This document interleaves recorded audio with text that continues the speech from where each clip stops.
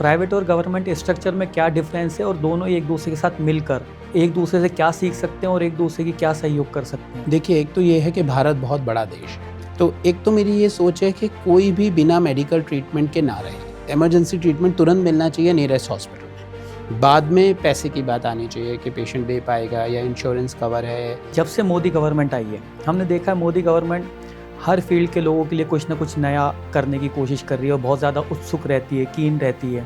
तो गवर्नमेंट को ऐसे क्या इनिशिएटिव लेने चाहिए, क्या कुछ ऐसा करना चाहिए कि वो जो डॉक्टर जो बाहर चले गए हैं, आप जैसे डॉक्टर, वो वापस भारत आ जाएं और जो नए जो डॉक्टर हैं जो मेडिकल लाइन में हैं वो बाहर ना जाके, विदेशों में ना जाके, देश में ही अपनी सेवाएं दें। और बहुत ज़रूरी है कि इस तरह के प्लेटफॉर्म्स बने कि बाहर जो डॉक्टर्स बाहर ट्रेनिंग करी है या बाहर बहुत सालों से काम कर रहे हैं वो भारत आएँ, अपनी सेवाएं दें। तो उसके लिए उस तरह की फैसिलिटीज़, जैसे देखिए उस समय डॉक्टर त्रेहन आए तो एस्कॉर्ट्स इंस्टीट्यूट डेवलप हुआ। आपने जो यूके में जो आपका एक्सपीरियंस रहा और भारत में जो एक्सपीरियंस रहा, तो मुझे ऐसा लगता है क्योंकि अफ़गानिस्तान से हम देखते हैं कई लोग इंडिया भारत में इलाज कराने आते हैं और यहाँ 5-5, 6-6 महीने रहते हैं, अब तक इलाज नहीं होता तो वापस में ही जाते हैं। तो वहाँ का आपका किस तरह का एक्सपीरियंस रहा, वहाँ पे किस तरह की मुश्किलों का आपको सामना करना पड़ा?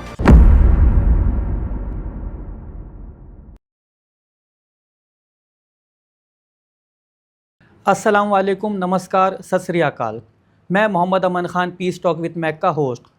हर एपिसोड में हम ऐसे लोगों को अपने शो में आमंत्रित करते हैं जिन्होंने अपनी फील्ड में कुछ ना कुछ अचीवमेंट की हो, कुछ ना कुछ हासिल किया हो और वो युवाओं के लिए प्रेरणा रहे हों। साथ ही साथ सामाजिक कार्यों में भी उनका कोई योगदान रहता हो। तो आज मैं ऐसे ही एक व्यक्ति से आपको रूबरू कराना चाहता हूँ जो कि जिनको मैं पर्सनली पिछले 10 साल से जानता हूँ। वो व्यक्ति हैं डॉक्टर शुभांग सिंह। मैंने आज से करीब 10 साल पहले एक स्किल डेवलपमेंट का एक सेंटर ओपन किया था जिसमें कि कई हस्तियां उसमें मौजूद थी और डॉक्टर शुभांग सिंह को भी मैंने जब इनविटेशन दिया, वो अपना कार्यक्रम छोड़ के, अपनी एक्टिविटीज़ छोड़ के उस प्रोग्राम में हिस्सा लिया, जिससे कि मुझे ये पता चला कि डॉक्टर शुभांग सोशल एक्टिविटीज़ में भी इन्वॉल्व हैं। डॉक्टर शुभांग को जितना मैं जानता हूँ वो सामाजिक कार्यों में हमेशा सक्रिय रहते हैं और लोगों की मदद के लिए भी हमेशा तैयार रहते हैं। तो मैं आज आपको डॉक्टर शुभांग से मिलाने जा रहा हूं। तो डॉक्टर शुभांग, सबसे पहले तो आपका धन्यवाद हमारा आमंत्रण स्वीकार करने के लिए। नमस्कार, धन्यवाद। तो डॉक्टर शुभांग, जैसा कि हम जानते हैं आपने मेदांता में भी आप डॉक्टर रहे हैं और उससे अलग 3 साल से आप लंदन में शिफ्ट हो गए हैं, वहाँ पे भी अपनी सेवाएं दे रहे हैं। तो अगर हम इंडिया, भारत और लंदन का जो मेडिकल जो स्ट्रक्चर है और जो मेडिकल सेक्टर है, उसकी दोनों कंट्रीज़ को अगर हम कैलकुलेट करें तो दोनों में क्या कमियां हैं और क्या अच्छाइयां हैं, तो उस पर अगर हम रोशनी डालें तो क्या आपका एक्सपीरियंस रहा दोनों जगह? जी, अमन भाई, बहुत बहुत धन्यवाद, आपने मुझे आमंत्रण दिया। जी। और आप बहुत सक्रिय रहते हैं और इतनी सारी एक्टिविटीज़ करते हैं। बड़ा अच्छा लगता है आपसे मिलके कि आप इतनी कम उम्र में इतना कुछ आपने अचीव किया और इतनी सेलिब्रिटीज़ के साथ काम करते हैं। और मेरा सौभाग्य है कि मैं अभी इंडिया आया था और आपके इस प्यारे से स्टूडियो में पॉडकास्ट में आने का मुझे मौका मिला। शुक्रिया। बिल्कुल, मैंने अपनी मेडिकल जर्नी मेदांता हॉस्पिटल से शुरू करी, जो कि एक कॉर्पोरेट हॉस्पिटल है दिल्ली एनसीआर में, गुड़गांव में ये स्टार्ट किया। एक बहुत ही famous cardiac surgeon doctor Naresh Trehan, सब जानते हैं उन्हें, उन्होंने उसे स्टार्ट किया। तो मेरा बचपन से ही सपना था, क्योंकि उनके बारे में पढ़ते थे जब हम जी। मेडिकल में जाना चाहते थे, कि एक बहुत अच्छे डॉक्टर हैं, यूएस से आए हैं, इतना बड़ा उन्होंने कार्डियक सेटअप्स स्टार्ट किया, यूएस की टेक्नोलॉजी को इंडिया में लाए हैं। वहीं से प्रेरणा मिली और कुछ ऐसे अच्छे डॉक्टरों के साथ काम करने का मुझे मौका मिला मेदांता में, जो कि यूके और यूएस से ट्रेंड थे। तो मुझे भी एक इंस्पिरेशन हुई कि बाहर के देशों में जाना चाहिए, कुछ समय के लिए वहाँ की टेक्नोलॉजी को सीखना चाहिए। तो अगर मैं बताऊँ, मेदांता हॉस्पिटल में जो मेरा एक्सपीरियंस था वो बहुत ही हाई एंड, बहुत ही एडवांस्ड मेडिसिन का एक्सपीरियंस था, क्योंकि ये एक तरह का टर्शरी केयर सेंटर है। और जब से मेदांता शुरू हुआ, मैं 2015 से मेदांता में मैंने ज्वाइन किया एज अ डॉक्टर, तो पूरे इंडिया से जो कॉम्प्लेक्स केसेस हैं वो वहाँ आते थे। मैं इंटरनल मेडिसिन एंड जीरियाट्रिक्स का डॉक्टर हूँ और यूके में मैं जीरियाट्रिक्स, जो बुज़ुर्ग लोगों की मेडिसिन होती है, और बाकी जनरल इंटरनल मेडिसिन्स और पैलिएटिव केयर, इसके अंदर काम कर रहा हूँ एज अ स्पेशलिस्ट। तो मेदांता में बहुत एक्सपोजर मिला, क्योंकि एक प्राइमरली एक कार्डियक सेंटर है, पर यहाँ एक इंटरनल मेडिसिन जीरियाट्रिक्स डिपार्टमेंट था। तो जो भी मेरे सीनियर कलीग्स थे उनके साथ बहुत कुछ सीखने को मिला। और इस हॉस्पिटल में जो डॉक्टर्स हैं बहुत यूएस, यूके और विदेशों से पढ़ के आते हैं, एक्सपीरियंस आते हैं, तो आपको पता चलता है कि बाहर में किस तरह की मेडिसिन प्रैक्टिस होती है। आपने सही बोला कि इंडिया और इंग्लैंड में जहाँ मैं हूँ, उन दोनों देशों को मैं कंपेयर करूँ तो जो सबसे डिफरेंट चीज़ हमें देखने को मिलती है वो है सोशल स्ट्रक्चर। तो कहीं ना कहीं वो इंडिया में बहुत अच्छा आपको मिलेगा, क्योंकि जो मरीज़ हैं उनके साथ उनके परिवार के लोग भी हैं सपोर्ट करने के लिए। और इस समय में जब वो ओल्ड हो रहे हैं, जो जीरियाट्रिक पॉपुलेशन है, अब इंडिया की भी मेट्रो सिटीज़ में बदलाव आ रहा है। बच्चे सबके बाहर हैं, किसी न किसी और देश में काम करते हैं या किसी सिटी में भी काम करते हैं, तो इतने व्यस्त हैं, तो मदर फादर को लुक आफ्टर करने के लिए जीरियाट्रिक पॉपुलेशन जो है, जो बुज़ुर्ग लोग हैं जिनको सहायता चाहिए, उसके लिए अब नए नए जो प्रोग्राम्स हैं उनकी आवश्यकता है, वो आने लगे हैं। जैसे कि केयरर्स, पहले लोगों के घरों में मेड्स होती थी, वो कुछ भी इस तरह की सहायता कर देती हैं।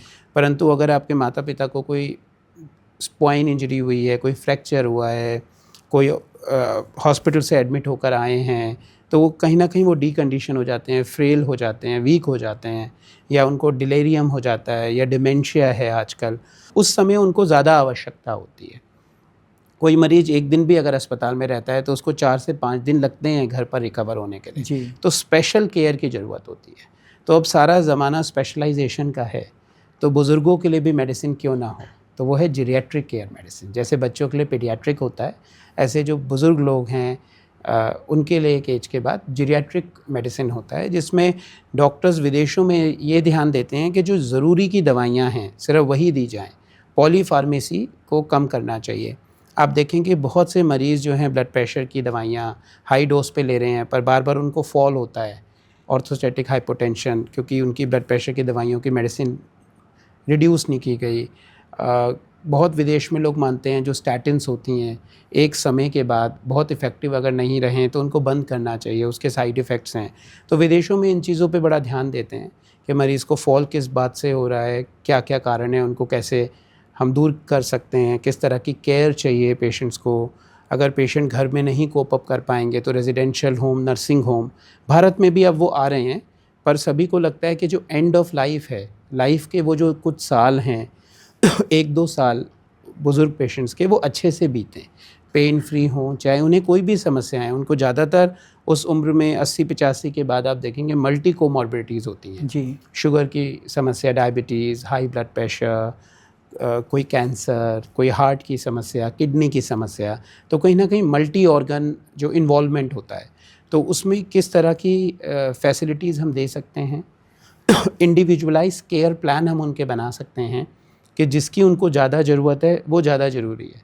जैसे अगर किसी बुज़ुर्ग व्यक्ति से आप बात कर रहे हैं और वो सुन नहीं पा रहे, तो आप उनसे जान ही नहीं पाएंगे कि वो क्या कह रहे हैं या आप क्या पूछ रहे हैं। बिल्कुल। तो उनका सुनना बहुत ज़रूरी है। आधे से ज़्यादा बुज़ुर्ग आपसे लिप मूवमेंट से बात करते हैं, या उनसे बात करने के लिए आपको ज़ोर से बोलना पड़ता है ताकि वो आपको सुन पाएँ, समझ पाएँ। कई को लिख के आप बात कर सकते हैं। फिर उनकी नीड्स बहुत डिफरेंट है।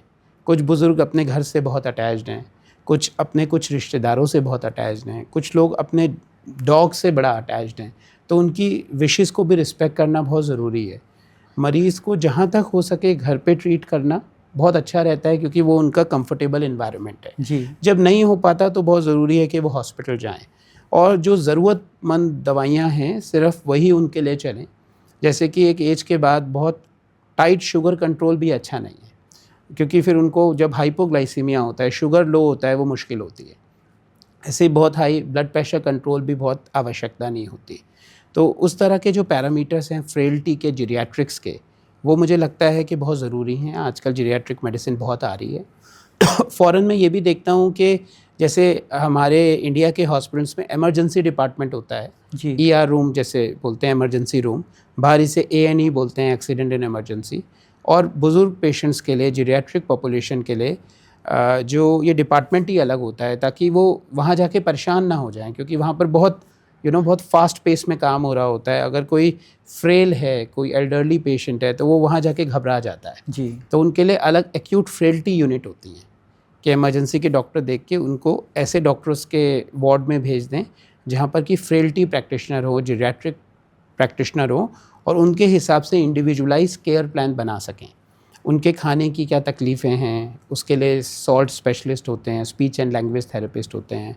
उनके स्किन में बहुत अगर कोई प्रॉब्लम है, क्रॉनिक अल्सर्स वगैरह हैं, वीनस प्रॉब्लम है, तो उसके लिए वैस्कुलर सर्जन्स हैं और टिश्यू वायबिलिटी स्पेशलाइज्ड नर्सेज होती हैं। उसके अलावा उनकी डायबिटीज़ को कैसे मॉनिटर करना है, जो कि नॉर्मल पेशेंट जो 64 से जिसकी उम्र कम है उसका अलग मैनेजमेंट है, और फ्रेल्टी जेरियाट्रिक्स में उसका अलग मैनेजमेंट है। इसके अलावा कब कब उनके रेगुलर चेकअप होने हैं। और बहुत सारे पेशेंट्स आप देखेंगे जिस कान में वैक्स है, अगर वो नहीं निकली तो वो सुन नहीं पा रहे। जी। दांतों की समस्या है, विजन की प्रॉब्लम है, ग्लासेस नहीं चेक हुए। तो ये जो छोटी छोटी चीज़ें हैं वो बहुत ज़रूरी होती हैं।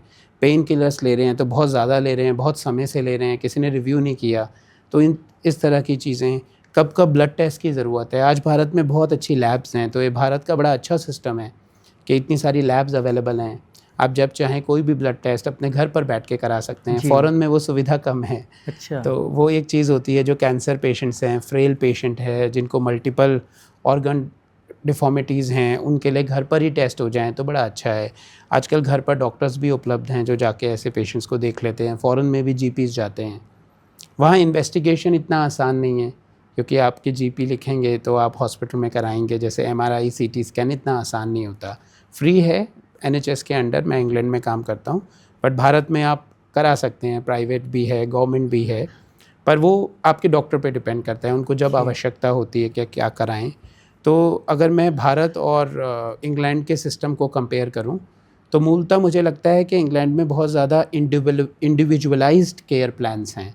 उस व्यक्ति को देखकर जो है वो केयर प्लान बनाए जाते हैं कि उनकी सोशल हिस्ट्री क्या है, पास्ट ऑक्यूपेशन क्या था, घर में किस तरह की सपोर्ट अवेलेबल है, फ्रेंड सर्कल कैसा है, क्लिनिकल फ्रेल्टी स्कोर उसकी क्या इंपॉर्टेंस है, क्या क्या मेडिसिन्स ले रहे हैं, क्या मेडिसिन्स बंद की जा सकती हैं, क्या मेडिसिन्स ऑप्टिमाइज़ की जा सकती हैं, लास्ट 1-2 साल में कितने हॉस्पिटलाइजेशन हो रहे हैं, क्यों हो रहे हैं, री हॉस्पिटलाइजेशन क्यों हो रहे हैं।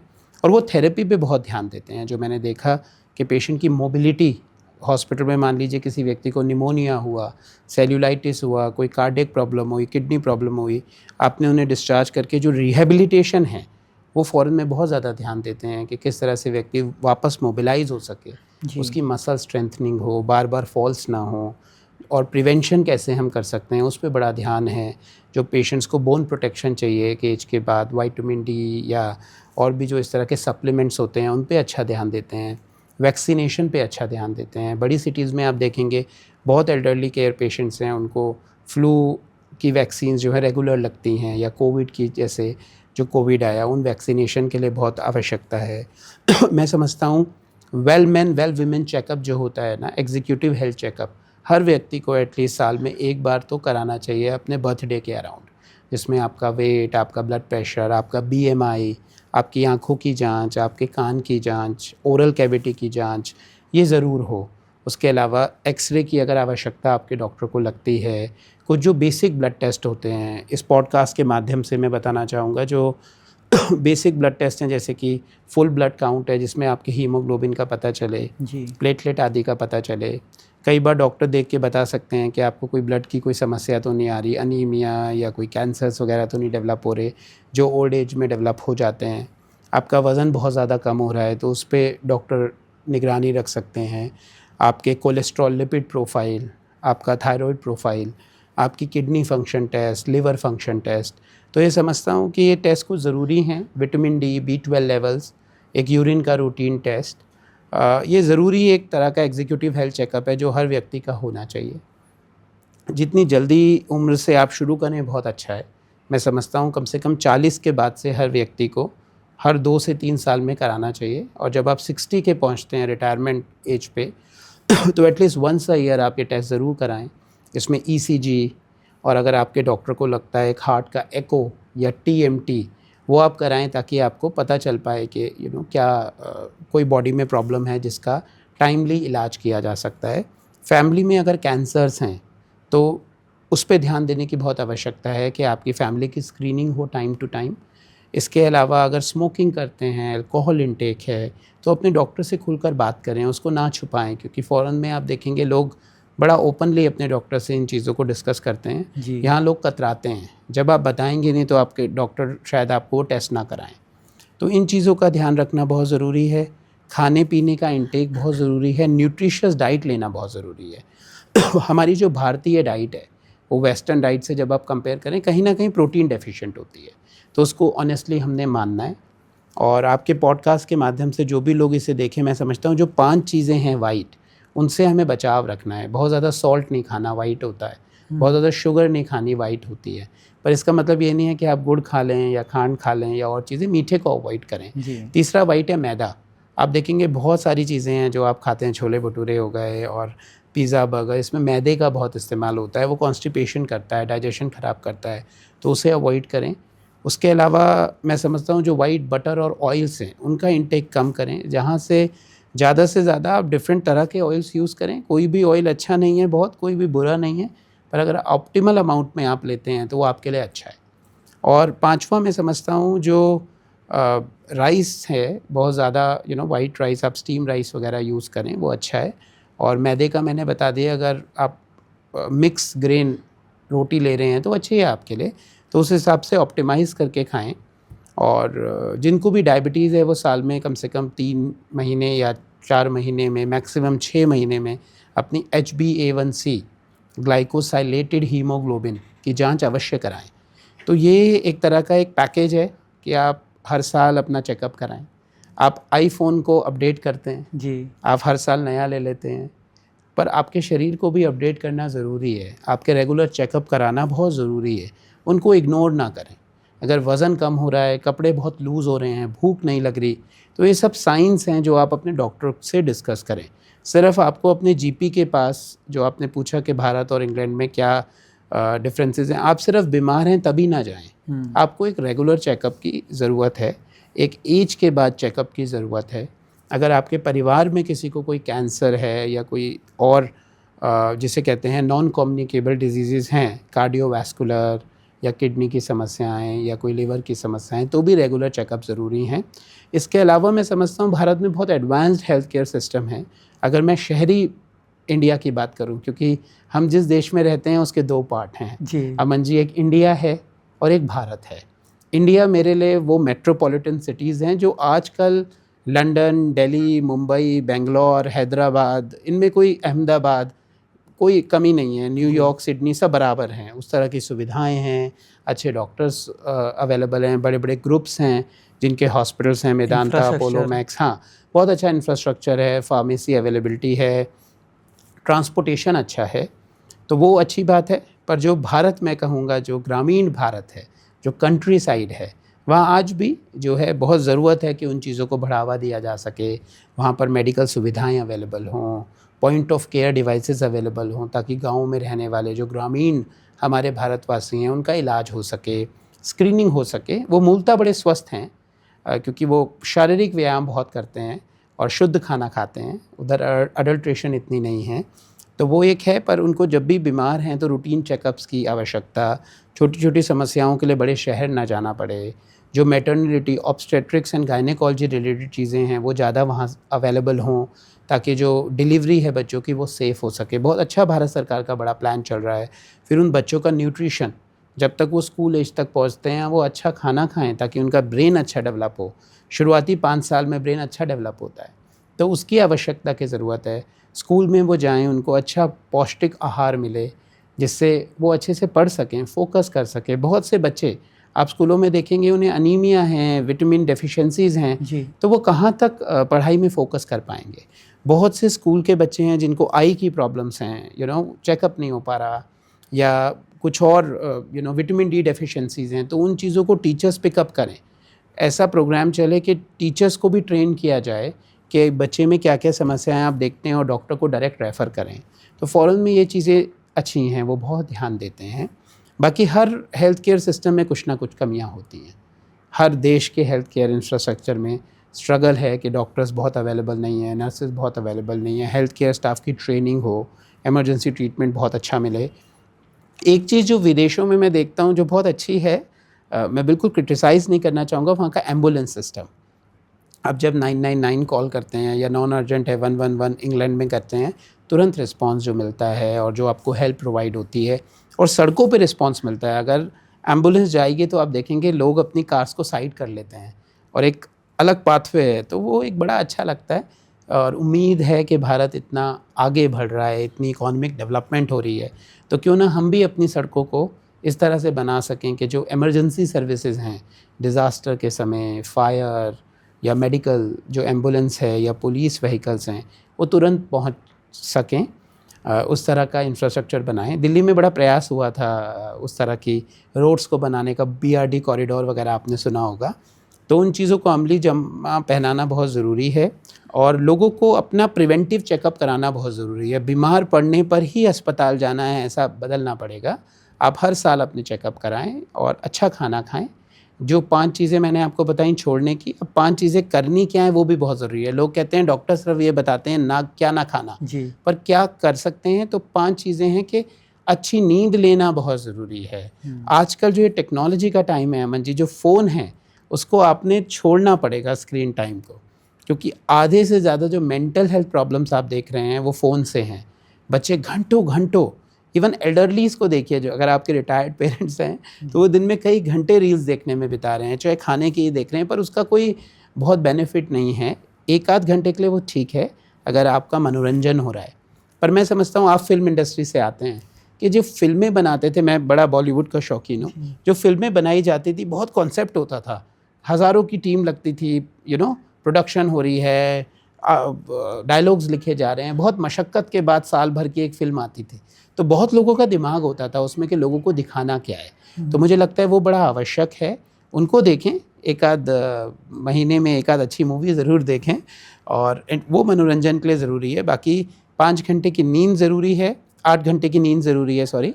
फ़ोन को त्यागें जितना ज़्यादा हो सके। मैंने अब जो है इसको करा है, घर में बैठे हैं, ड्राइंग रूम में, लिविंग रूम में बैठे हैं, सिर्फ एक नानी दादी सबका मुंह ताक रही हैं, बाकी सब फ़ोन में लगे हैं।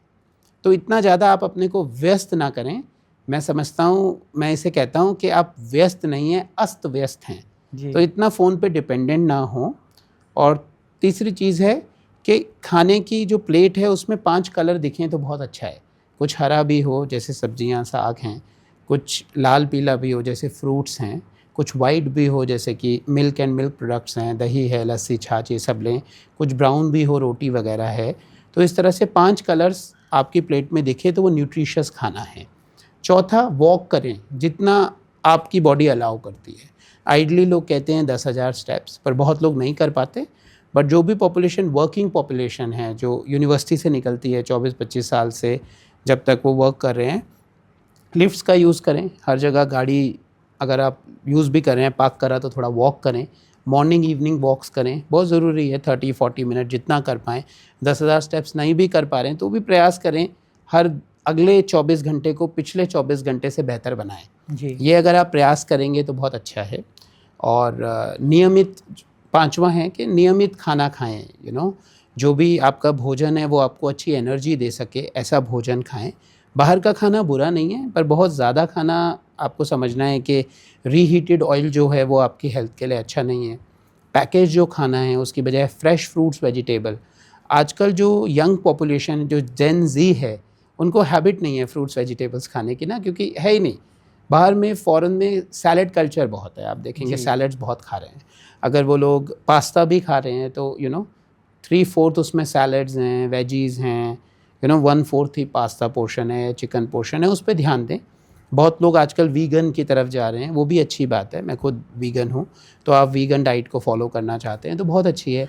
जो हमारी जैन डाइट है वो भी बहुत अच्छी है, अगर सात्विक भोजन करते हैं। पर मैं समझता हूँ कि हर तरह का भोजन जो आपको अच्छा लगता है आप करें। कोशिश करें कि बहुत ज़्यादा जो स्पाइसी है, बहुत ज़्यादा गर्म जो खाना है, कई बार एसिडिटी वगैरह जो आपको देता है, उसको कभी कभार खाएं, अवॉइड करें। और एज अ फिजिशियन, अगर आपकी नींद अच्छी है, आप भूख अच्छी लग रही है, आपका मन खुश है, और आप वो कर रहे हैं जो आप करना चाहते हैं जीवन में, तभी आप डिप्रेस नहीं हैं, एंग्शियस नहीं हैं, और एक अच्छी फैमिली गैदरिंग है आपके पास जिनके साथ आप हंसते हैं, खेलते हैं, कुछ मित्र हैं जिनके साथ आपको अच्छा लगता है, मानसिक तनाव आपका रिलैक्स हो जाता है। और जो लोग अल्कोहल लेते हैं वो अल्कोहल का इंटेक मिनिमल जितना कर पाएँ, हफ्ते में कुछ दिन बिना अल्कोहल के बिताएं, तो बहुत अच्छा है उनके लिए। क्योंकि कुछ लोग जो लेते हैं उनके लिए छोड़ना बहुत मुश्किल है। जी। तो आप लिमिट करें, ऑप्टिमल अमाउंट में अगर आप ये जो उसे करें, छोड़ सकें, बहुत अच्छा है। स्मोकिंग बिल्कुल नहीं, कहीं ना कहीं कैंसर करती है, हमें पता है। बहुत ज़्यादा जो हम देखते हैं कि पैकेज फूड है या इस तरह का जो आप फ्रोज़न फूड ले रहे हैं, वो उसकी अगर न्यूट्रिटिव वैल्यू अच्छी है तो आप ले सकते हैं, अदरवाइज़ जितना फ्रेश खाएं, क्योंकि आप भगवान ने आपका जो बॉडी बनाई है वो नेचुरल खाने के लिए बनाई है। तो नेचुरल खाएंगे ताकि कॉन्स्टिपेशन भी ना रहे, भूख अच्छी लगे, और जो भी न्यूट्रिटिव वैल्यू है खाने की आपको अच्छे से मिले। तो मुझे लगता है ये बहुत ज़रूरी बात है। तो जैसा कि अभी हमने देखा कि यूके में, यूनाइटेड किंगडम में और भारत के जो हेल्थ सेक्टर है उसमें क्या फ़र्क है, क्या डिफरेंस है, वो तो आपने बहुत अच्छे से एक्सप्लेन किया, समझाया, और मुझे लगता है हमारे व्यूवर्स को भी समझ आया होगा। लेकिन जैसा कि हम जानते हैं कि आपने अफ़गानिस्तान में भी अपनी सेवाएं दी हैं, तो हमारे साथ अभी एक पॉडकास्ट में आईएएस ऑफिसर श्री ज्योति कलश जी मौजूद थे, जो कि काबुल में रहे हैं और उन्होंने यूनाइटेड नेशन के साथ मिलकर काबुल में अपनी सेवाएं दी हैं। तो हम ये जानना चाहते हैं, जैसे कि ज्योति कलश जी बता रहे थे कि काबुल में डिज़ास्टर बहुत होते हैं, मैन मेड डिज़ास्टर भी होते हैं और नेचुरल डिज़ास्टर भी होते हैं।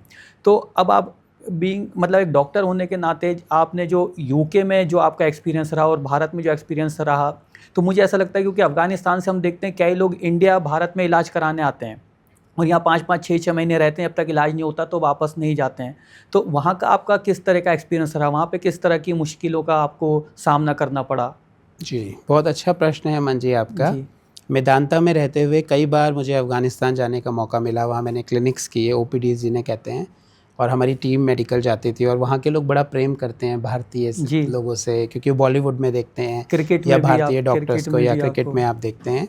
तो बड़ा अच्छा रहा। और भी कई देशों से पेशेंट्स आते हैं जिनको ट्रीट किया। ओमान से आते हैं, नेपाल से आते हैं, बांग्लादेश से आते हैं, developed nation US, UK, Canada, Australia, New Zealand से बहुत पेशेंट भारत आते हैं इलाज जी। कराने, क्योंकि यहाँ के हॉस्पिटल ज़्यादा बिजी हैं। अगर आप बात करेंगे किसी लीवर ट्रांसप्लांट सर्जन की, तो उन्होंने हज़ारों कर लिए हैं लीवर ट्रांसप्लांट सर्जन, पॉपुलेशन ज़्यादा है। जी।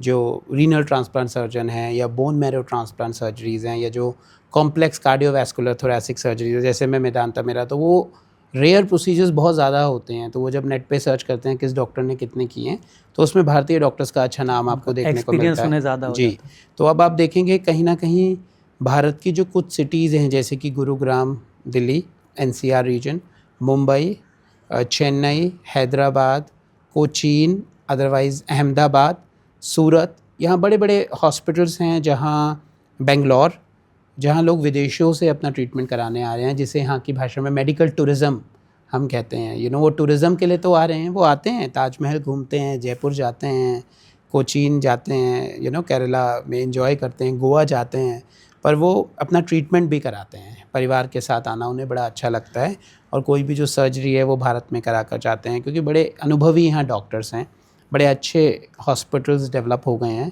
तो मेडी सिटीज़ बन गई हैं। आप देखेंगे ना, it's like a city. 40-50 acres में इतना बड़ा हॉस्पिटल है, सभी वहाँ रहने खाने की सुविधाएं हैं, हर तरह का इंटरनेशनल फूड मिलता है, उनकी लैंग्वेज के इंटरप्रेटर्स मिलते हैं, डॉक्टर्स वर्चुअल ओपीडीज़ कर सकते हैं। तो पिछले 10 सालों में हेल्थ केयर बहुत डेवलप हुई जी। है ना। पेन पेपर के जो डॉक्टर का टाइम था वो चेंज हो गया है। डॉक्टर की राइटिंग कोई पढ़ नहीं पाता था, वो बड़े जोक्स थे। तो अब सब कंप्यूटराइज्ड है। पेशेंट की रिपोर्ट्स विजुलाइज करना डॉक्टर के लिए ईजी है। आर्टिफिशियल इंटेलिजेंस का बड़ा रोल है। और मेडिकल टूरिज़्म कहीं ना कहीं भारत को बहुत इससे फ़ायदा हुआ है। जब वही डॉक्टर विदेशों के भी पेशेंट्स को देखते हैं तो उनकी भी नॉलेज इन्हेंस होती है, उन पेशेंट्स को भारत पे और हमारी फैसिलिटीज़ पे बड़ा बढ़ावा मिलता है, अच्छा लगता है। तो वो देखूंगा मैं कि लास्ट 10 ईयर्स से भारत में काफ़ी अच्छा जो है मेडिकल टूरिज़्म सेक्टर डेवलप हो गया है। बहुत लोग आ रहे हैं, इलाज करा रहे हैं, और इकोनॉमिक भी पड़ता है। अगर आप देखोगे ना, वही सर्जरी के लिए वो यूएस जा रहे हैं या किसी और कंट्री में जा रहे हैं तो वो एक्सपेंसिव है। वहीं जब वो इंडिया आते हैं तो उनको लगता है कि लो कॉस्ट पे affordable but better treatment, because health में कोई कॉम्प्रोमाइज़ नहीं चाहता। Everybody wants to see the best doctor, everybody wants the best treatment, everyone wants the best medication, best pathology and radiology. तो वो भारत में आपको देखने को मिलेगी। और बड़े अच्छे एक्सपीरियंस रहे और देशों में ट्रैवल करने के लिए जहाँ जहाँ मैंने किया। और ह्यूमैनिटेरियन आपने पूछा तो मुझे बड़ा अच्छा लगा डॉक्टर्स विदाउट बॉर्डर्स की तरह काम करना।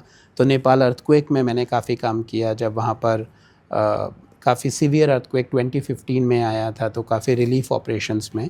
फिर केरला फ्लड रिलीफ में मेदांता हॉस्पिटल की तरफ से काफ़ी करीब 2 महीने हम लोग फील्ड में रहे, ग्राउंड ज़ीरो जो कोचीन के सेक्टर्स थे। चेंगनूर वगैरह जहाँ पर काफ़ी फ्लडिंग थी, वहाँ हमने काम किया, रिलीफ ऑपरेशंस रन करे, क्लिनिक्स रन करे। फिर कुंभ मेला में जहाँ मिलियंस ऑफ लोग आते हैं, वहाँ पर भी हमने मेडिकल सेक्टर डेवलप किया, काफ़ी कैंप्स ऑर्गेनाइज़ करे। और हॉस्पिटल में रहते हुए मैंने भारत के काफ़ी शहरों में, नॉर्थ इंडिया के ज़्यादातर शहरों में जाके कैंप्स ऑर्गेनाइज़ करे, स्क्रीनिंग करी लोगों की, किसको किस रेफरल की ज़रूरत है, लोगों से इंटरेक्शन। फिर मैंने हेल्थ टॉक्स काफ़ी करी सोसाइटी के साथ जुड़ने की, जो हेल्थ क्लब्स होते हैं, मॉर्निंग क्लब्स होते हैं, कॉफ़ी क्लब्स होते हैं, मैराथन्स होती हैं, उसमें पार्टिसिपेट करके लोगों को हेल्थ मैसेज जितने से ज़्यादा अवेयरनेस कर सकें। क्योंकि हेल्थ में एज ए डॉक्टर मैं समझता हूँ कैप बहुत ज़रूरी है। कैप है नॉलेज, एटीट्यूड एंड प्रैक्टिस। तो नॉलेज तो लोगों को बहुत है, बहुत सारी पॉडकास्ट आ रही हैं, ये ना खाएं, वो ना खाएं, ये ना करें। तो लोग आजकल हंस रहे हैं, क्या करें, ब्रेड ना खाएं, रोटी ना खाएं, चावल ना खाएं, सब्ज़ी ना खाएं, सब कुछ ऑप्टिमल खाएं, वो ज़रूरी है। और फिर एटीट्यूड, आपका एटीट्यूड क्या है उस नॉलेज के बाद कि आपको बोला स्मोकिंग नहीं करनी, आपका एटीट्यूड है कि आप उसे प्रैक्टिस में ला पा रहे हैं कि नहीं, तो वो बहुत ज़रूरी है। और हर व्यक्ति का अपना खुद का एक माइंडसेट होता है, अपनी विचारधारा होती है, उसको आप फोर्स नहीं कर सकते, बट आप उसे साइन पोस्ट कर सकते हैं, तो वो ज़रूरी है। वो फ़ॉरेन में ज़रूर देखने को मिलता है कि डॉक्टर्स एडवाइस करते हैं एज अ सजेशन, बट आप किसी को फोर्स नहीं कर सकते वो करने के लिए। उनका अपना माइंडसेट है, उन्हें पता है उनके लिए क्या अच्छा है और क्या बुरा है, क्या उन्हें सूट कर रहा है या नहीं कर रहा है, पर आप उसके लिए उनको बार बार गिल्ट नहीं दे सकते। तो वो बहुत ज़रूरी है, उनकी विशेज़ की रिस्पेक्ट करना, जैसा जिसको अच्छा लगता है अपनी जीवन शैली में। और बाकी तो मुझे लगता है इंडिया का जो प्राइवेट हेल्थ सेक्टर है बहुत अच्छा है, गवर्नमेंट हेल्थ सेक्टर पे बर्डन बहुत है, तो किस तरह से बैलेंस बनाया जाए। तो बड़ी अच्छी अच्छी अब स्कीम्स देखने को मिलती हैं, डिलीवरी के लिए, ऑब्स्टेट्रिक्स के लिए देखते हैं, बहुत अच्छी स्कीम्स हैं कि आप किसी भी शहर में जाके अच्छे हॉस्पिटल में अपना इलाज करा सकते हैं। गवर्नमेंट ऑफ इंडिया हेल्प करती है, कुछ आयुष्मान कार्ड्स वगैरह, ये जो नया सिस्टम आ गया है। इंश्योरेंस है, जो लोग वर्किंग हैं वो इंश्योरेंस ले लेते हैं, वो कहीं ना कहीं बड़े अस्पतालों में उन्हें इलाज कराने में, कॉम्प्लेक्स सर्जरी में, क्राइसिस के टाइम पे मदद पहुंचाती है। तो ये अच्छी चीज़ें हैं। बाकी अवेयरनेस की ज़रूरत है, ज़्यादा ज़रूरत है कि स्कूल टाइम से ही प्रिवेंशन पर ध्यान दें, बच्चों को सिखाया जाए। अब बच्चे बड़े जिम फ्रीक हैं, अच्छी डाइट लेना चाहते हैं, और बहुत अच्छा एक मोटिवेशन आपको दिख रहा है पिछले 10 सालों में सोशल मीडिया के माध्यम से, वो बहुत अच्छी बात है। बट बच्चों को ये समझना है कि नेचुरल जितना है, एरोबिक एक्सरसाइजेज वो ज़्यादा अच्छी हैं। ज़रूरी नहीं है कि आपको कई कई घंटे पूरा पूरा दिन जिम में देना है। अगर आप 1-2 घंटे कर रहे हैं अच्छा है। इसके अलावा स्विमिंग है, वॉकिंग है, जॉगिंग है, स्पोर्ट्स कुछ प्ले करते हैं। क्रिकेट तो भारत बहुत फेमस है, अदरवाइज़ हॉकी है, बैडमिंटन है, इस तरह की चीज़ें खेलें, चेस वगैरह खेलें, माइंड आपका शार्प हो, इस तरह की एक्टिविटीज़ में इन्वॉल्व हों। तो जीवन जितना स्वस्थ रहेगा उतना अच्छा रहेगा। जी, तो जैसे कि अभी आपने बात करी प्राइवेट और गवर्नमेंट स्ट्रक्चर की, तो प्राइवेट और गवर्नमेंट स्ट्रक्चर में क्या डिफरेंस है, और दोनों एक दूसरे के साथ मिलकर एक दूसरे से क्या सीख सकते हैं और एक दूसरे की क्या सहयोग कर सकते हैं मिल, अगर प्राइवेट और गवर्नमेंट सेक्टर को देखें तो क्या डिफरेंस है दोनों के स्ट्रक्चर में? देखिए, एक तो ये है कि भारत बहुत बड़ा देश है और हमारी पॉपुलेशन बहुत है। We are not a country of millions of people, we are a nation of billions of people. तो वो जो इतनी बड़ी आबादी है हमारी, उस आबादी को किस तरह से हम सुविधाएं दे सकें। तो एक तो मेरी ये सोच है कि कोई भी बिना मेडिकल ट्रीटमेंट के ना रहे। अगर किसी को कोई आवश्यकता है, एक्सीडेंट एंड इमरजेंसी ट्रीटमेंट तुरंत मिलना चाहिए नियरेस्ट हॉस्पिटल में। बाद में पैसे की बात आनी चाहिए कि पेशेंट दे पाएगा या इंश्योरेंस कवर है या उसका आयुष्मान कार्ड है, ताकि जो मूलभूत इमरजेंसी सुविधा है जिससे कि जान बच सकती है, लाइफ सेविंग ट्रीटमेंट, वो हर जगह मिलना चाहिए। अगर आप उस शहर में रहते हैं तो उस शहर की सारी इमरजेंसी लिस्टेड होनी चाहिए जहाँ पर आपको सेवाएं मिल सकें, चाहे वो प्राइवेट है या गवर्नमेंट है। गवर्नमेंट में बहुत अच्छे डॉक्टर्स हैं, काफ़ी भीड़ है, अच्छी रेडियोलॉजी, पैथोलॉजी सब है, पर उन पे बर्डन है। तो कहीं ना कहीं कोलैबोरेटिव अप्रोच होनी चाहिए। जैसे मैं समझता हूँ, मान लीजिए कि एक गवर्नमेंट सेंटर ऐसे ऑल इंडिया इंस्टीट्यूट है न्यू दिल्ली में, वहाँ पर पेशेंट की 500 MRI की वेटिंग चल रही है। तो किस तरह के प्रयास बने कि ब्रिजिंग द गैप हो, कि प्राइवेट हॉस्पिटल में अगर स्लॉट खाली हैं तो गवर्नमेंट वहाँ करा दे, और गवर्नमेंट कुछ कोलैबोरेटिव उन प्राइवेट हॉस्पिटल्स को हेल्प कर सके, चाहे उनके लैंड में, बिजली में, पानी में, बहुत सुविधाएं हो सकती हैं जो सरकार उनकी मदद कर सकती है। अब मान लीजिए लिवर ट्रांसप्लांट सर्जरी के लिए लोग 6-6 महीने का वेट कर रहे हैं, या कैंसर ट्रीटमेंट के लिए इतनी लंबी वेटिंग है जो विदेशों में भी है। तो किस तरह से वो चीज़ें प्राइवेट में एटलीस्ट व्यक्ति को कंसल्टेशन मिल जाए, वो उससे दूर ना रहे। जो ज़रूरी कीमोथेरेपी या रेडियोथेरेपी स्टार्ट होनी है वो टाइमली शुरू हो जाए, उसमें डिले ना हो। तो उस तरह की चीज़ें बहुत ज़रूरी हैं। जो फॉलो अप टेस्टिंग है लोगों की वो ज़रूरी है। अब कोई गवर्नमेंट हॉस्पिटल्स बहुत अच्छे हैं, इतने नामी हैं, इतने अच्छे अच्छे डॉक्टर्स हैं वहाँ, बट अगर कोई वेट कर रहा है 6-6 महीने 1 साल के लिए, तो उस वेटिंग लिस्ट को कैसे कम किया जा सकता है, उस प्रॉब्लम एरिया को ढूंढना, उसके लिए कोलैबोरेटिव अप्रोच लेना। क्योंकि अगर आप दिल्ली एनसीआर देखोगे इतने सारे रेडियोलॉजी सेंटर हैं, पर एक ही टाइम पे सारे रेडियोलॉजी सेंटर तो बिजी नहीं है। बट अगर हम इस तरह का कोई आर्टिफिशियल इंटेलिजेंस और जी मॉडर्न टेक्नोलॉजी को यूज़ करें कि अगर एमआरआई कराना है या पेट स्कैन कराना है या सीटी स्कैन कराना है या एक्सरे कराना है या अल्ट्रासाउंड कराना है या ब्लड टेस्ट कराने हैं, होम विजिट चाहिए, नर्सिंग केयर चाहिए, तो फिजियोथेरेपी चाहिए एट होम, या एडमिशन की ज़रूरत है, ये सारा हम आपस में कोलैबोरेटिव कैसे कर सकते हैं। तो मुझे लगता है रीजन्स को बांटने की ज़रूरत है कि इस रीजन में जितने प्राइवेट हॉस्पिटल्स हैं उनकी भी कुछ रिस्पॉन्सिबिलिटीज़ हो, गवर्नमेंट हॉस्पिटल्स की रिस्पॉन्सिबिलिटीज़ हो, डॉक्टर्स का कोलैबोरेटिव वर्किंग स्टाइल हो। जो डॉक्टर गवर्नमेंट में काम कर रहे हैं वो किस तरह से प्राइवेट को सपोर्ट कर सकते हैं, जो प्राइवेट में है वो गवर्नमेंट पेशेंट्स को कैसे सपोर्ट कर सकते हैं, उस एरिया में उन फैसिलिटीज़ को बढ़ाना, अवेयरनेस, प्रिवेंशन और timely treatment, early diagnosis and prompt treatment is important, isn't it. अगर कोई समस्या आ रही है, जब तक व्यक्ति 60-65 तक काम कर रहा है, अपने ऑफिस में बिजी है, अपना माइंड बिजी है, तो इन चीज़ों को इतना फील नहीं करता। जब वो रिटायर होते हैं, आप देखेंगे अपने पेरेंट्स में भी, तो रिटायरमेंट के बाद वो समस्याएं उनको वो सोचते हैं, जल्दी एंग्शियस होते हैं। मेंटल हेल्थ इश्यूज़ में काम करने की बहुत ज़रूरत है। और जो मैंने आपको बताया नॉन कम्युनिकेबल डिजीज़, उनके लिए काम करने की बहुत ज़रूरी है। एंटीबायोटिक स्टीवर्डशिप बहुत ज़रूरी है कि ज़रूरत है तो एंटीबायोटिक दी जाए।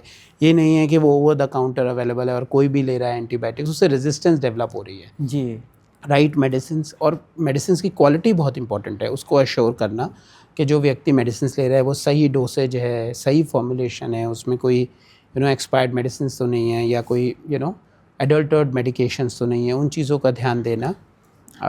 बाकी मैं समझता हूँ कि इन छोटी छोटी चीज़ों पे अगर हम मिल के काम करें, क्योंकि हेल्थ केयर जो है वो स्टेट मैटर है और लोगों का कोलैबोरेशन ज़रूरी है। अगर किसी हेल्थ इनिशिएटिव में मान लीजिए डेंगू मलेरिया आ रहा है, तो आप स्कूलों को इन्वॉल्व कर लें, स्कूल के बच्चों को सिखाएं, कि वो पेरेंट्स को सिखाएं, ग्रैंड पेरेंट्स को सिखाएं मलेरिया प्रिवेंशन कैसे होगा, डेंगू प्रिवेंशन कैसे होगा।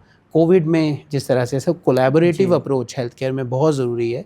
और इसके अलावा जब प्रॉब्लम है तो उसका ट्रीटमेंट ज़रूर लेना आवश्यक है, ताकि वो समस्या बढ़े ना और जल्दी से उसका ट्रीटमेंट किया जाए।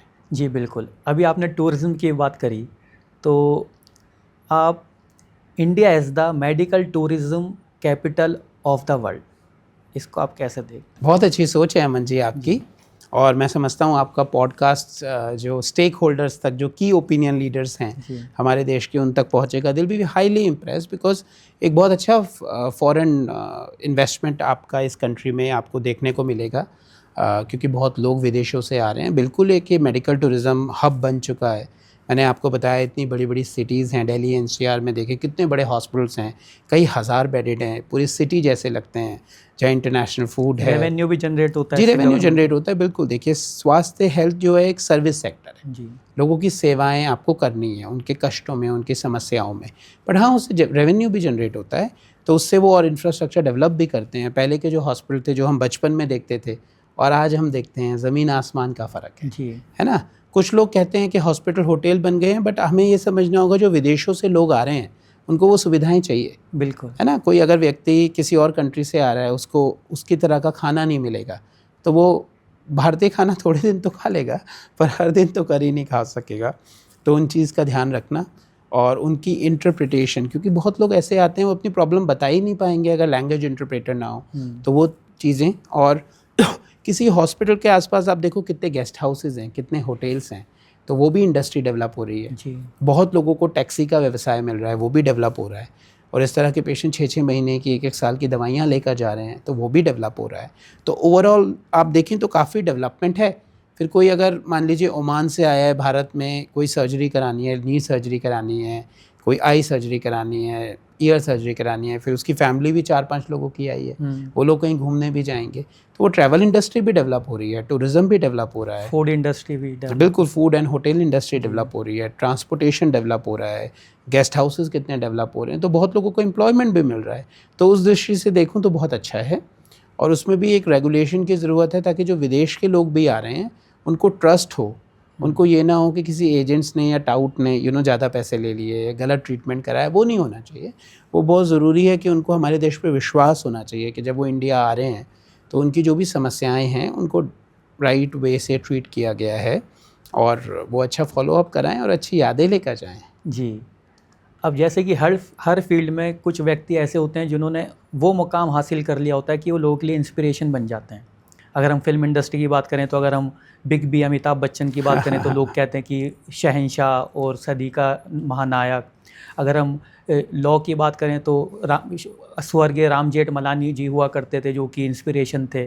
तो अच्छा वो सब तो हमें दिख जाता है सोशल मीडिया पे या न्यूज़ चैनल्स के माध्यम से, लेकिन ये जो मेडिकल सेक्टर है, जो डॉक्टर्स हैं, जो MBBS स्टूडेंट्स हैं या जो डॉक्टर बन चुके हैं, इनके लिए कौन ऐसे डॉक्टर हैं जो कि उनके लिए इंस्पिरेशन होते हैं और वो उनको अपना आदर्श मानते हैं, वैसा बनना चाहते हैं? जी, बहुत अच्छा आपका सवाल है और बहुत अच्छा लगा आपने पूछा। तो हाँ, कुछ ऐसे डॉक्टर्स हैं जिन्होंने बहुत अच्छा मुकाम हासिल किया है, उन्होंने कहीं भी जो सेवाएं दी। बहुत हमारे ऐसे डॉक्टर हैं जो पद्मश्री हैं, जिन्होंने गाँव में बहुत काम किया है। एक डॉक्टर लहेरी का नाम आता है, बनारस हिंदू यूनिवर्सिटी के आखिर समय तक 90 अबव तक वो सर्विसेज देते रहे, उनको भारत सरकार से बड़े सम्मान मिले।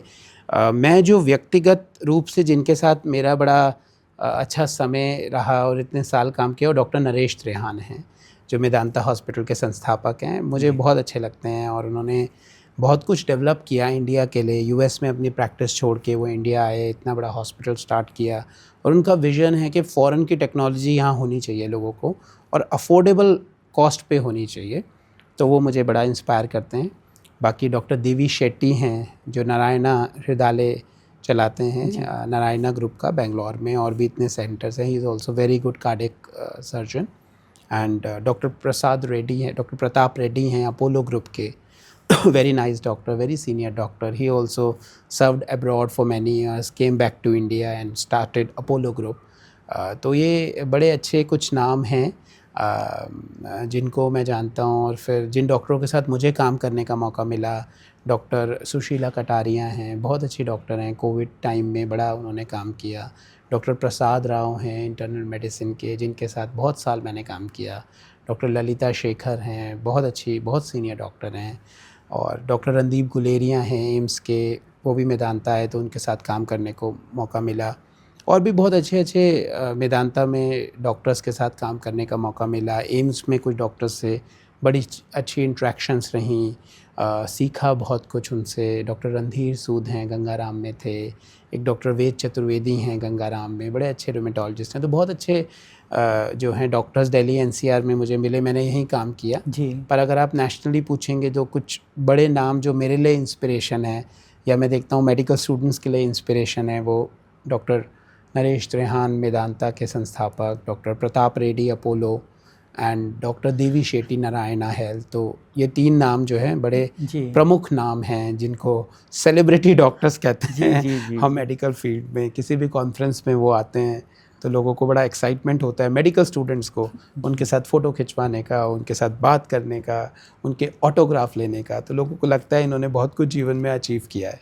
जी जी। अब मैं एक आखिरी सवाल पे आना चाहूँगा कि जब से मोदी गवर्नमेंट आई है, हमने देखा है मोदी गवर्नमेंट हर फील्ड के लोगों के लिए कुछ ना कुछ नया करने की कोशिश कर रही है और बहुत ज़्यादा उत्सुक रहती है, कीन रहती है। जैसे कि अगर हम जो अवार्ड लेकर आजकल हम देखते हैं, स्पोर्ट्स पर्सनैलिटी आते हैं जो गोल्ड मेडल लेकर आते हैं या सिल्वर मेडल लेकर आते हैं, तो उन्हें बहुत बढ़ावा दिया जाता है, या खेलो इंडिया कैंपेन चलाई जाती है। इस तरह से MBBS डॉक्टर्स जो हैं, मुझे लगता है गवर्नमेंट उनको भी बहुत ज़्यादा लेके उनके लिए उत्सुक है और कुछ करना चाहती है। तो जो हमारे जो डॉक्टर्स हैं, MBBS डॉक्टर्स हैं, जो इंडिया से बाहर जाके अपना सेवाएं दे रहे हैं या काम कर रहे हैं, आपको भी हम जानते हैं 3 साल से आप भारत छोड़ के या लंदन में अपना कार्य कर रहे हैं, मेडिकल जो भी प्रैक्टिस कर रहे हैं। तो गवर्नमेंट को ऐसे क्या इनिशिएटिव लेने चाहिए, क्या कुछ ऐसा करना चाहिए कि वो जो डॉक्टर जो बाहर चले गए हैं, आप जैसे डॉक्टर, वो वापस भारत आ जाएं, और जो नए जो डॉक्टर हैं जो मेडिकल लाइन में हैं, वो बाहर ना जाके, विदेशों में ना जाके, देश में ही अपनी सेवाएं दें? ये बहुत अच्छी बात है आपकी। हमारे देश में डॉक्टर्स की बहुत आवश्यकता है, पर जब डॉक्टर्स बाहर जाते हैं कुछ सालों के लिए, 4-5 साल के लिए बाहर प्रैक्टिस करते हैं, तो बहुत कुछ सीखते हैं बाहर के सिस्टम से, जी। उससे आके इम्प्लीमेंट करते हैं। हमारा खुद का सिस्टम इंडिया का बहुत अच्छा है, नो डाउट अबाउट इट, बहुत अच्छे डॉक्टर्स हैं, बट बाहर जाके एक एक्सपीरियंस मिलता है और फिर आप उसे ट्राई करते हैं रेप्लिकेट करने की और अच्छा करने की और अपने एक्सपीरियंसेस से वहाँ पर भी कंट्रीब्यूट करने की। और बहुत ज़रूरी है कि इस तरह के प्लेटफॉर्म्स बने कि बाहर जो डॉक्टर्स बाहर ट्रेनिंग करी है या बाहर बहुत सालों से काम कर रहे हैं, वो भारत आएँ, अपनी सेवाएं दें। तो उसके लिए उस तरह की फैसिलिटीज़, जैसे देखिए उस समय डॉक्टर त्रेहन आए तो एस्कॉर्ट्स इंस्टीट्यूट डेवलप हुआ, फिर उन्होंने मेदांता बनाया, डॉक्टर रेड्डी ने अपोलो बनाया, डॉक्टर देवी शेट्टी ने नारायणा बनाया, इस तरह के और अच्छे अच्छे हॉस्पिटल्स। गवर्नमेंट हॉस्पिटल्स में भी इस तरह की फैसिलिटीज़ हों कि कुछ डॉक्टर्स जो बाहर प्रैक्टिस कर रहे हैं वो साल में कुछ महीने के लिए अगर आ सकें, इंडिया में भी प्रैक्टिस कर सकें, क्योंकि सबको अपने घर पे प्रैक्टिस करना, लोगों की जी। सेवा करना अच्छा लगता है। और मुझे लगता है इस तरह के जो ग्रुप्स आएंगे जो इन्वेस्टमेंट सेक्टर में, जिसमें मेडिसिटीज़ डेवलप हो रही हैं, क्योंकि आप देखो इंडिया इतना एक्सपेंड कर रहा है, हर सिटी इतना डेवलप हो रही है और हमारे पास इंडिया हाई एडवांस्ड इंफ्रास्ट्रक्चर है मेट्रोपॉलिटन सिटीज़ में, वहीं हमारे पास बहुत ही सशक्त भारत भी है। मतलब वो हमारी रूरल कम्युनिटी भी है जो आजकल रूरल कंट्री साइड में रहती है, बड़ी अपना खुद का खाना पैदा करते हैं, खुद की खेती कर रहे हैं। तो उन दोनों के लिए मिला के हमें वो जो गैप्स हैं उसको ब्रिज करने की ज़रूरत है, ताकि सभी को एक तरह की सब सुविधाएं मिल सकें, डायग्नोस्टिक्स अवेलेबल हों, ट्रीटमेंट मिल सके, जो मेडिकल इमरजेंसीज़ हैं उनको कैटर कर सकें। और किस तरह से जो भारतीय जीवन शैली है और जो भारत की स्वास्थ्य पद्धति है, आयुर्वेदा, आयुष, यूनानी, होम्योपैथी, एक्यूपंक्चर, इन सबको जोड़ा जाए तो इन सबको मॉडर्न मेडिसिन के साथ जोड़कर किस तरह से आगे बढ़ना है वो बहुत ज़रूरी है। क्योंकि मॉडर्न मेडिसिन बॉडी ट्रीटमेंट तो दे रही है, पर आपकी माइंड और सोल का ट्रीटमेंट वो जी। बहुत ज़रूरी है। तो मुझे लगता है इस तरह के जो बड़े ग्रुप्स हैं वो इस बारे में सोचते हैं। बहुत सारे डॉक्टर्स जो हैं विदेशों से भारत आते हैं और नए इनिशिएटिव स्टार्ट करते हैं, बड़े हॉस्पिटल स्टार्ट करते हैं, लोगों को सेवाएं देते हैं, कंट्रीब्यूट करते हैं।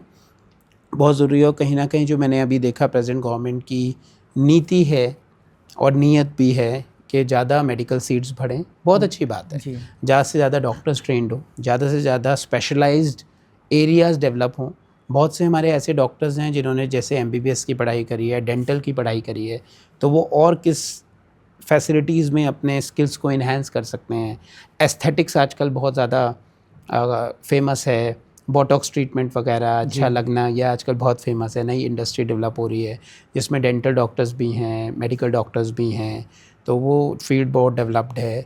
इसके अलावा जो कॉम्प्लिकेटेड सर्जरीज़ हैं उनके लिए अगर हमारे कुछ इंडियन डॉक्टर्स फ़ॉरेन में अच्छा काम कर रहे हैं, US में हैं, UK में हैं, ऑस्ट्रेलिया, न्यूजीलैंड में हैं, दुबई में हैं, तो उनकी कैसे सर्विसेज को यूज़ किया जा सकता है, उनकी नॉलेज और एक्सपर्टीज़ को कैसे इंडिया में इम्प्लीमेंट किया जा सकता है, उस तरह का कोई प्लेटफॉर्म बने तो बहुत अच्छा है। जिसे थिंक टैंक कहते हैं आप, है ना, हम IT में डिस्कस करते हैं, AI में डिस्कस करते हैं, इंफ्रास्ट्रक्चर में हम बहुत डिस्कस करते हैं।